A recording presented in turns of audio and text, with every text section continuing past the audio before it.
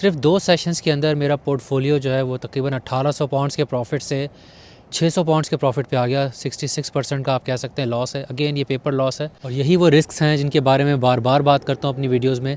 Markets का कुछ पता नहीं होता, ऑब्वियसली हाईली रिस्की इन्वेस्टमेंट होती है, लॉस हो सकता है। आप रात को सोएं, सुबह उठें, पता चलता है ईरान ने हमला कर दिया, क्योंकि उससे पहले इजराइल ने हमला कर दिया था लेबनान के ऊपर।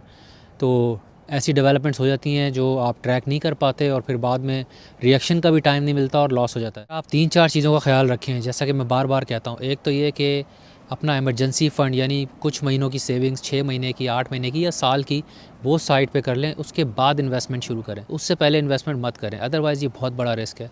दूसरी चीज़ कि जब इन्वेस्टमेंट करें तो आप पेशेंस रखें। आप जहन में रखें मुझे 5 साल से पहले नहीं निकलना मार्केट से, क्योंकि 5 साल के अरसे में या 8 साल के अरसे में मार्केट एक मौका ज़रूर देती है आपको, कम अज़ कम जब वो बहुत ज़्यादा चढ़ी हुई होती है और आपका अच्छा प्रॉफिट बन रहा होता है, आप मार्केट से निकल सकते हैं। अगेन पहले भी वॉर जब चल रही थी उसको लेके यही एक्सपेक्टेशंस थी कि अब इंटरेस्ट रेट बढ़ेंगे क्योंकि महंगाई आने वाली है, तेल की कीमतें ऊपर चली गई हैं।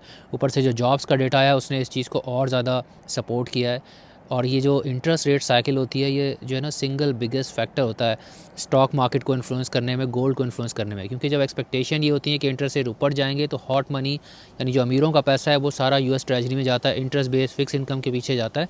और स्टॉक मार्केट को लोग डंप करते हैं, गोल्ड को लोग डंप करते हैं। जब भी देखें गोल्ड भी गिरा हुआ है, स्टॉक्स भी गिरे हुए हैं, क्योंकि लोगों ने प्रॉफिट टेकिंग की है। और रही सही कसर जो ईरान इसराइल वॉर ने पूरी कर दी है। सीज़ फायर के बावजूद हमले हो रहे हैं एक दूसरे के ऊपर। अब ऐसी सूरत हाल में स्टॉक मार्केट को लेकर क्या इन्वेस्टमेंट स्ट्रैटेजी होनी चाहिए? अगर तो कोई इन्वेस्टेड नहीं है तो ये तो बहुत अच्छा मौका है, मार्केट्स गिरी हुई हैं, आप मार्केट में एंटर हो सकते हैं। लेकिन जो ऑलरेडी इन्वेस्टेड है उसके पास क्या ऑप्शन है? एक ऑप्शन तो ये है कि भाई जितना लॉस हो गया है उसको लेके मार्केट से निकल जाओ इससे पहले कि मज़ीद लॉस हो। एक तो ये ऑप्शन है। दूसरा ऑप्शन ये है कि आप कुछ भी ना करें, जो स्टॉक मार्केट में इन्वेस्टमेंट है उसको रहने दें, और जो भी आपकी सेविंग्स है, कैश वगैरह, उसको बेसिकली मज़ीद इन्वेस्टमेंट ना करें उससे।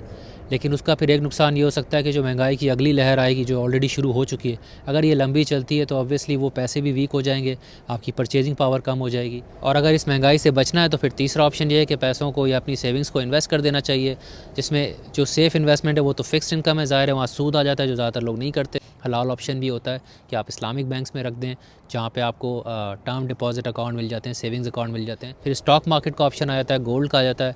गोल्ड को लेके भी मैंने कहा अगर इंटरेस्ट रेट्स ऊपर जाते हैं तो गोल्ड के प्राइसेस शॉर्ट टर्म में तो नहीं बढ़ने वाले, लेकिन हाँ लॉन्ग टर्म में ज़रूर बढ़ेंगे, तो ये एक ऑप्शन हो सकता है। दूसरा हो सकता है कि स्टॉक मार्केट में इस वक्त अपॉर्चुनिटी है, मार्केट्स गिरी हुई हैं, तो जो शेयर्स आपको बहुत महंगे मिल रहे थे 4-5 दिन पहले तक वो काफ़ी नीचे गिरे हुए हैं, तो आप उसका फ़ायदा उठा के डिप बाइंग कर सकते हैं, डिस्काउंट कैप्चर कर सकते हैं। कोई ना कोई ऐसा मौका मिलेगा, मार्केट बहुत चढ़ी हुई होगी और आप अच्छे प्रॉफिट के साथ मार्केट से निकल सकते हैं।